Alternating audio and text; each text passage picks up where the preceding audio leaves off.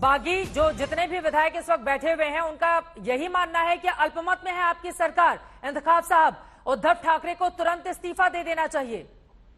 क्या करेगी आपकी सरकार? देंगे इस्तीफा इंतखाब साहब? जी मेरी आवाज आ रही है आपको? आवाज आ रही है, बोलिए। देखिए चित्रा जी, चाहे कुछ भी हो, कोई गुवाहाटी जाए कहीं भी जाए, सबको यहाँ आना पड़ेगा और सामने फ्लोर टेस्ट पे खड़ा होना पड़ेगा। बिल्कुल स्वर्गीय बाला साहेब ठाकरे की जो शिवसेना है उनको फेस करना पड़ेगा, जवाब देना पड़ेगा कि आखिर क्यों आपको इतनी बार बुलाया गया, आप आइए हम बैठते हैं बात करते हैं। लेकिन जब सामने आ ही नहीं रहे, कहा है तैयार, आप लोग बुला रहे हैं, वो इतने दिनों से वहीं पर टिके हुए हैं। अब स्थिति आपकी सरकार की ये हो गई है कि एकमात्र आदित्य ठाकरे को छोड़कर कोई भी चुना हुआ विधायक मंत्री नहीं है। समझ रहे हैं क्या स्थिति हो गई है शिवसेना की इस वक्त मुंबई महाराष्ट्र में? शिवसेना बहुत मजबूत है, आज भी बहुत स्ट्रांग है। आप देखिएगा फ्लोर टेस्ट के बाद में और आपको पता चलेगा कि किस तरीके से शिवसेना आज भी स्ट्रांग है, बहुत मजबूत है। हमारे काफी एमपीज और जो एमएलए है वो भी बहुत स्ट्रांग है आज की तारीख में। ऐसा नहीं है कि हमारे पास अभी महाराष्ट्र में शिवसेना कमजोर है। एक ही पार्टी मुंबई और महाराष्ट्र में है जो शिवसेना है और इसको कोई झुका सके ऐसा कभी नहीं हो सकता। 39 विधायक उधर बैठे हुए, कितने हैं आपके साथ चुने हुए? अगर 39 विधायक शिंदे गुट के साथ बैठे हुए हैं, कितने हैं आपके साथ? लोकतंत्र में तो ताकत उसी की होती है ना जिसके पास आंकड़ा होता है। देखिए बिल्कुल मैं आपको बताना चाहूंगा कि कांग्रेस और अपना एनसीपी जो है वो हमारे साथ में बिल्कुल समर्थन में है हमारे साथ में। और जो भी निर्णय सामने आएगा आप देखिएगा बहुत अच्छा फैसला आपको देखने मिलेगा। एक शिवसेना की नई शक्ति आपको देखने मिलेगी। जो फ्लोर टेस्ट होगा बिल्कुल हम सामने आपके सामने रहेंगे, आप देखिएगा बिल्कुल आपको एक नया जो है शिवसेना की जो ताकत है वो देखने को मिलेगी। पांव तले की जमीन हिला दी है शिंदे गुट ने, और आपको ये लग रहा है कि न सिर्फ पार्टी सरकार सब कुछ बची रहेगी और ऑल इज वेल, ये बार बार बताने की आप कोशिश कर रहे हैं, लेकिन ऐसी स्थिति है कहां पर? यही तो सवाल है। वो कह रहे हैं कि उद्धव ठाकरे इस्तीफा दें, इस पर क्या है आपका टेक जल्दी से? उसके बाद अजय आलोक जी मैं फौरन आपके पास आऊंगी। उद्धव साहब इस्तीफा दे ऐसा कोई किसी में हिम्मत नहीं है ये कहने की। उद्धव साहब शिवसेना के प्रमुख है इस वक्त में और वो बिल्कुल हमेशा शिवसेना को उन्होंने मैनेज किया बहुत अच्छे ढंग से। वो हम सब के मुंबई महाराष्ट्र की जो जनता के हमारे प्रमुख है शिवसेना के, और उनका इस्तीफा देना मतलब ये बहुत ही बड़ी बात जिसने भी कहा है। वो हमारे प्रमुख है शिवसेना के और इसी तरीके से वो शिवसेना को लेकर आगे चलेंगे। शिवसेना को लेकर आगे कैसे चलेंगे, ये बड़ा सवाल तब तक कायम रहेगा जब तक आपके 39 विधायक शिंदे को समर्थन देते हुए गुवाहाटी में बैठे रहेंगे। वो मुंबई कब और किस रूप में आते हैं देखना महत्वपूर्ण होगा। लेकिन आदित्य ठाकरे जब वो मीडिया के कैमरे के सामने आए तो उनकी ओर से अलग ही अंदाज में एक फिल्मी डायलॉग का जिक्र करते हुए कैसे निशाना साधा गया शिंदे गुट पर, सुनिए। कॉन्फिडेंस जीत की तो पूरी है और प्यार भी पूरा है। जो दगेबाजी करते हैं वो कभी जीतते नहीं है, जो भाग के जाते हैं वो कभी जीतते नहीं है। मैं भी मुझे थोड़ा पढ़ना है, जो भी अभी का निर्णय हो मुझे पढ़ना पड़ेगा। फ्लोर टेस्टसाठी ते तयार आहेत की नाही हा पहिला प्रश्न आहे। आमची फ्लोर टेस्ट आम्ही सांगितलेले काय आहे, अभी उनका निर्णय है, लेकिन कभी ना कभी तो सामने आने वाले हैं, उनको आंख में आंख डाल के बात करनी ही पड़ेगी। देखते हैं। आप लोग क्या इसको राजनीति के हिसाब से देख रहे हैं? नहीं, ये राजनीति नहीं, ये तो भी सर्कस बन गई है। और ये बताइए एक और सवाल, फ्लोर टेस्ट के लिए आप लोग तैयार हैं? फ्लोर टेस्ट से मुझे सबसे बड़ी टेस्ट यही है, अगर जो भी बागी है, जो भाग के गए हैं, जो खुद को रिबेलियन कह रहे हैं, रिबेलियन करना होता तो यहाँ हिम्मत से करते, राजीनामा देते, रिजाइन करते और सामने चुनाव के लिए खड़े रहते। मेरी बात पूरी होगी।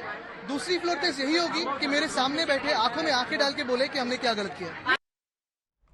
हम शरीफ क्या हुए, पूरी दुनिया बदमाश हो गई, ये डायलॉग बोला आदित्य ठाकरे ने। हालांकि वो लाइन आ नहीं पाई है। इसी सवाल के साथ अजय आलोक जी सीधे आपके पास आते हुए, वो कह रहे हैं कि हम शरीफ क्या हो गए, सभी लोग बदमाश हो गए, लेकिन आंखों में आंखें डालकर बात करने की हिम्मत किसी के भीतर है नहीं।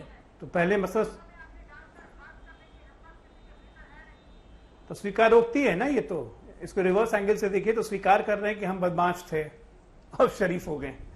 ये सब खैर राजनीति में ये सब रेटोरिक्स चलते रहते हैं। मैंने पहले भी कहा था एक ही चिराग काफी होता है घर को आग लगाने के लिए, यहां तो दो हैं। अब सवाल सबसे बड़ा ये है कि राजनीति और सत्ता लोक लाज से चलती है। लोकतंत्र में लोक लाज का बहुत बड़ा महत्व होता है। जब साथ आप देख रहे हैं कि आपके साथ नंबर नहीं है तो राजनीतिक शुचिता का ख्याल करते हुए लोकतंत्र की मर्यादा के लिए सही बात है इस्तीफा दे देना चाहिए। जैसे उस दिन वो फेसबुक पे कह रहे थे उद्धव ठाकरे, कोई विधायक मुझसे फोन पे भी कह दे कि इस्तीफा दे दो मैं दे दूंगा, तो आज तो आपके सामने मीडिया आज तक पे आके उन्होंने बोल दिया कि उद्धव ठाकरे को तुरंत इस्तीफा दे देना चाहिए था। अब इंतजार किस बात का, अपनी बातों का अनुसरण कर लें। अब तो खुलेआम मीडिया पे केसरकर साहब ने भी कह दिया कि उद्धव ठाकरे को तुरंत इस्तीफा दे देना चाहिए। और उद्धव जी ने उस दिन फेसबुक पे लाइव पे कहा था ये बात। फारूकी साहब, कि ये कोई बात मुझे तो फोन पे सच भी है कह दे ना मैं तुरंत इस्तीफा दे कि दूंगा। अगर कोई कह देगा तो मैं तुरंत इस्तीफा देने के लिए तैयार हूँ। अब तो बता खोलकर टीवी कैमरों के सामने बोल रहे हैं, अगर मगर किंतु परंतु की अब गुंजाइश भी नहीं रही।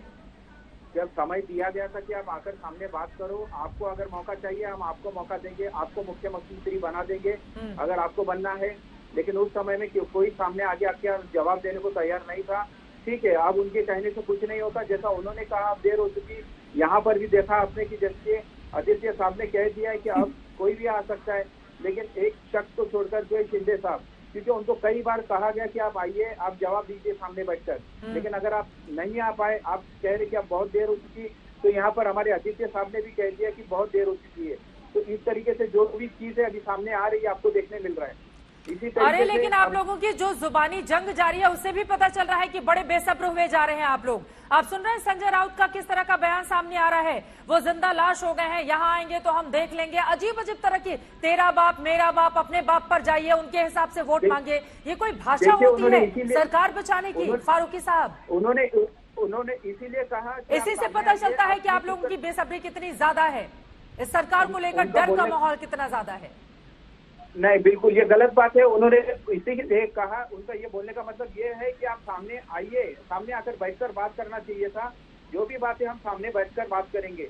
अब ऐसा हुआ है कि जो भी है उनका आक्रोश गुस्सा है वो उन्होंने सामने अपना जाहिर किया, लेकिन इसका मतलब ये नहीं है, कहने का मतलब ये कि आप सामने आइए, सामने बैठना अरे वो पड़ेगा। कहते हैं उसके बाद आग लग जाती है, जगह जगह तोड़फोड़ शुरू हो जाती है, विरोध प्रदर्शन शुरू हो जाता है। ये बड़ा सवाल है ना। हेमंत साहब, एक लाइन में क्लोजिंग कमेंट, इन 2 हफ्तों में क्या आपको लग रहा है कि सरकार के पक्ष में खेल बदल जाएगा, बागियों की हार होगी, इस तरह की स्थिति बन सकती है क्या? किसी तरह के चमत्कार की उम्मीद है हेमंत साहब आप लोगों को?